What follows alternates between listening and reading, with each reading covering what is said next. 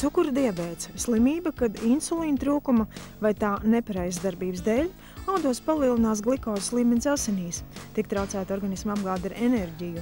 Pārmērīgi liels glikozes līmenis asinīs pamazām bojā asinsvadus un nervu sistēmu, attīstās cukura diabēta komplikācijas.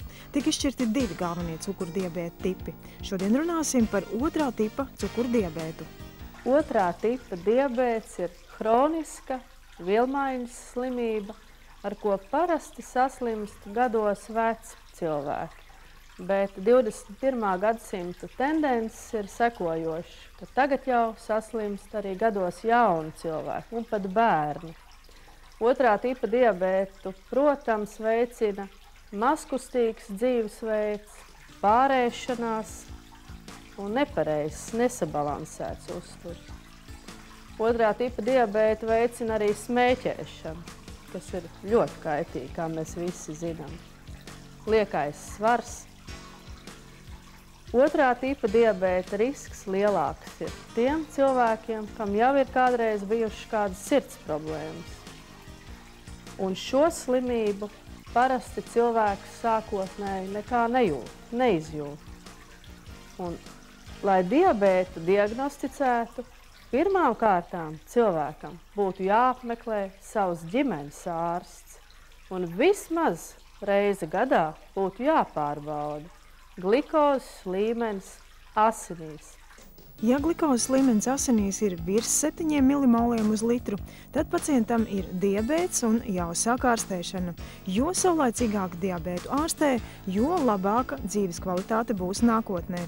Diemžēl katru gadu pieaug ar diabētu saslimušo skaits. Joprojām Latvijā šo slimību diagnosticē stipri novēlot. Un tādēļ arī mans šīs dienas intervijas mērķis ir informēt sabiedrību par to, cik svarīgi būtu regulāri apmeklēt ģimenes ārstu un pašam cilvēkam rūpēties par savu veselību. Nevis tikai gaidīt no ārsta un gaidīt no veselības aprūpes speciālistiem, kad viņi iedos veselību. Par veselību ir pašam cilvēkam jārūpējās un jāatbild par to. Otrā tipa cukura diabēts ir samērā viltīgs. Slimības sākumā bieži vien nav nekādu simptomu.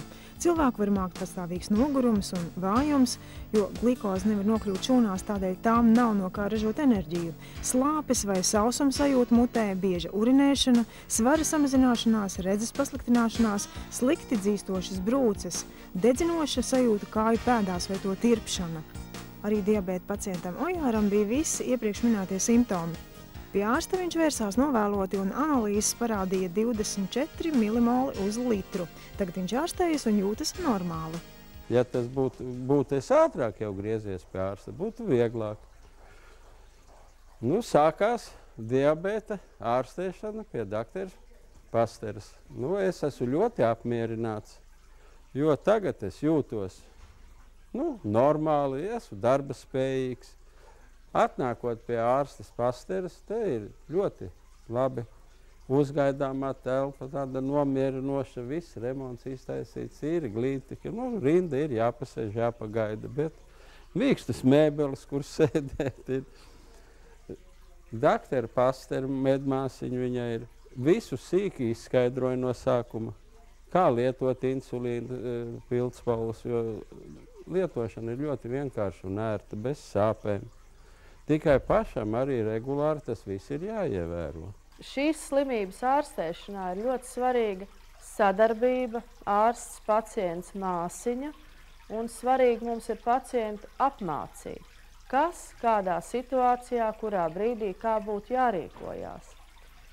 Insulīna ārstēšanas schēma tiek pielāgota, ņemot vērā pacienta dzīvesveidu, viņa ēšanas režīmu, un tiek sabalansēta ar viņa fizisko aktivitāti.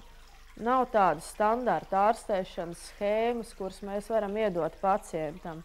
Un tāpēc šis process ir samērā sarežģīts. Bet mūsdienu insulīni ir dažādi un daudz, un mēs varam katram pacientam piemērot tieši viņam vajadzīgāko, ērtāko. Ārstēšana ar insulīna preparātiem kompensē insulīna trūkumu organismā, tādēļ glikoze atkal nokļūst šūnās, normalizējas glikozes līmenis asinīs.